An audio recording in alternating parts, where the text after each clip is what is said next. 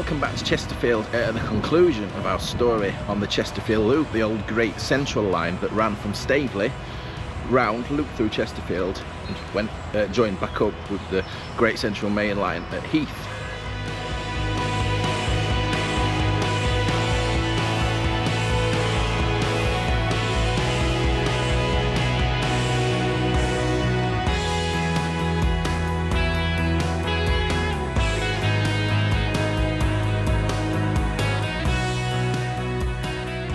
Time I finished here on the side of the Chesterfield Canal, just shy of the old Tapton Lock. Now at the time I was only planning on filming from Staveley as far as here, because you can follow the track, you can follow the route of the line quite well as far as here. And I think I was on the bus on the way back home, and I'm thinking, am I being too dismissive of the rest of the Chesterfield Loop? So I had to think about it, and here I am, out to film the rest of it. So today I'm going to be following, we've already done the section through Chesterfield town centre, so we're going to pick it up at the other side of Chesterfield. But I was looking at that old photograph and I was studying it a little bit further when I was on the bus going home that day. And I thought, wouldn't it be great to come back and see if we can start with that photograph. Now we're never going to be able to recreate that photograph because it was taken from roughly where the roundabout is, just by the big Tesco, if you know Chesterfield. I suppose the best view you could get of that today is if you stood in one of the hotel rooms in the Casa Hotel, looking straight down the side of Tesco. But it was looking towards this bridge. Well, the bridge, in fact, let me show you the photograph. There's the bridge here straight in front is no longer with us anymore, but we can see the bridge over the Chesterfield Canal. That's quite clear. Well, the second bridge here, and then there was a viaduct over there that I think was over the river Rother. So this has taken, I suppose, it's a bit, so this is a bit higher than the bridge would have been at Lockford Lane, but this is roughly the angle. There's a train going past me there. This is roughly the angle that we can see from that old photograph, and you can see the canal there, significantly more trees. In fact, you can't even see the bridge. That's the Tesco just on the left. Obviously the A61 is new now, but you can see the canal there, and that's the river Rother just between the trees. Right, okay, this is probably a better, it's not the location of the photograph, but it's probably a better vantage point, it's probably a better reference. We can see, it looks like that viaduct there over the Rother, and we can see the two bridges over the canal, and then obviously that bridge that's now missing at the Great Central Chesterfield Loop went underneath.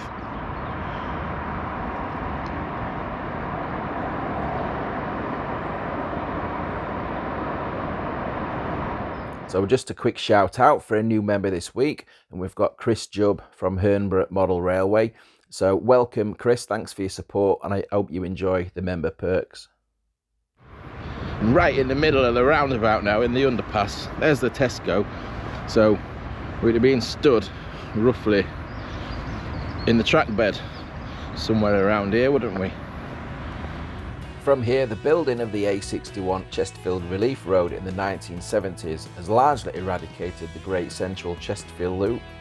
We looked at Chesterfield Central Station and the tunnel in part 1 of the Chesterfield Lost Railway series. If you haven't yet seen that video, I'll leave a link in the description. And who remembers that old Trebor Sweets factory?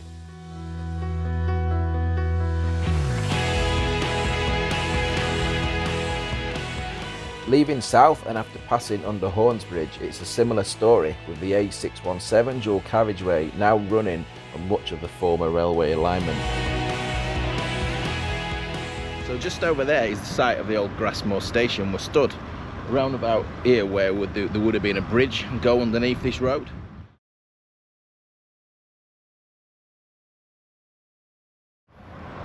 So the line will be crossing at an angle, sort of going in that direction. And that would be the railway, that grassy area you can see there. So that's been That's been infilled, that's been topped up. So the station would have been in there along with the goods yard. Grassmoor Station closed in 1940 with nothing left these days. The line of the station through here was in a deep cut-in, which has now been infilled. We had Grassmoor Colliery next door, which was also served by the nearby Midland line.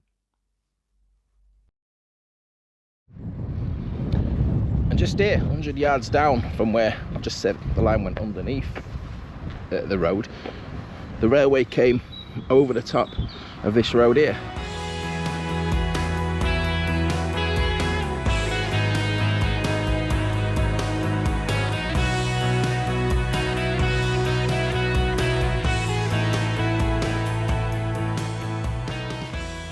Moving on to the next location at the site of the old William Thorpe Colliery. Since leaving Grassmoor, the line went up over an embankment and rejoined the A617. It rejoined what's now the dual carriageway, but it did leave.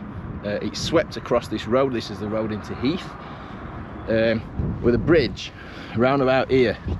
I'm not expecting there to be anything left of that bridge, but you can see embankment that side. It's very, very thick. Nothing that side. That's been reprofiled. There's a track going through the middle of it now. Pointless showing you really, isn't it? Can't really see anything. So from here, our Chesterfield Loop is on the approach to Heath Junction, where it rejoins the main Great Central Railway, the Great Central main line. Some disused railway walks, you can follow the railway, can't you? You can walk down them. This isn't one of those walks. I'm guessing everything this side, we've got the old Grassmoor Colliery just behind us, and we've got the Homewood Colliery just the other side of Heath Station as well. And I'm guessing at some stage this has all been redone. The geography of this land, I think, is very different from when the railway shut in the 1960s, and there's no discernible route of the old Great Central Chesterfield Loop through this area until we get down at the bottom around the site of the old Heath Station.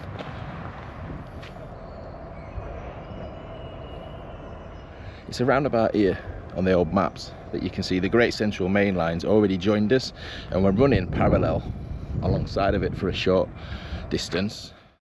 Early maps show here that the Chesterfield Loop ran parallel to the GCR main line until it reached Heath Junction, just to the north of Heath Station.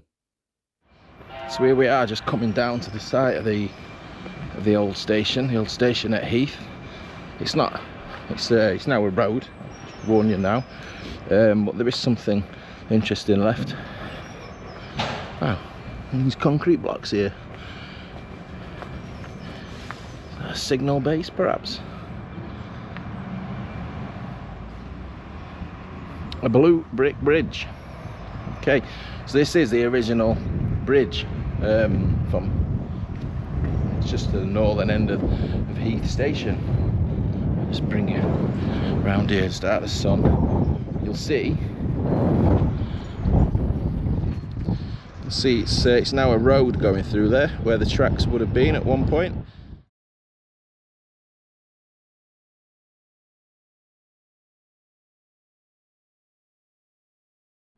And I've got that old photograph to show you that's taken from the station looking towards that bridge. This road isn't actually on the alignment of the track bed. The track bed was slightly over to the left, which we'll go and have a look at in a moment.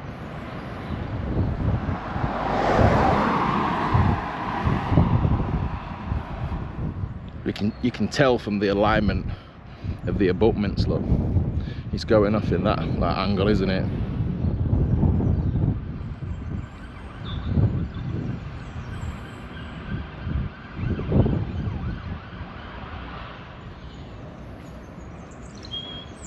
Say this is really grotty corner of the world. Is this down here? There's rubbish abandoned everywhere, fly tipping. Look at this lovely little row of houses though, just opposite where the entrance to the station would have been.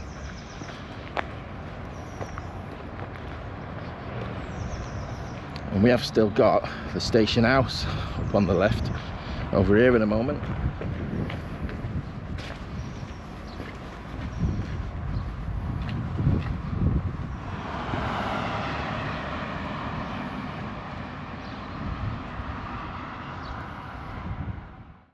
Heath Station is actually in the village of Homewood. If we fade the 1899 map to more modern satellite imagery, we can see how much the area has changed. After the arrival of the GCR, the village saw more colliery branch lines arrive for the numerous nearby collieries. No railway exists in the area now. And it's over here where the railway would have crossed over. I don't know if this is the original road though, I don't think it is it? And there's the station house from the other side. So we're at platform side now. I think this footpath that goes up to that bridge is more of a true representation than the road. I don't think it's perfect. So as you can see, not much of the station, not much of a feel of an old railway station site, is it? The road's just through there, look. So I'd say we're probably around the spot now where that photograph was taken.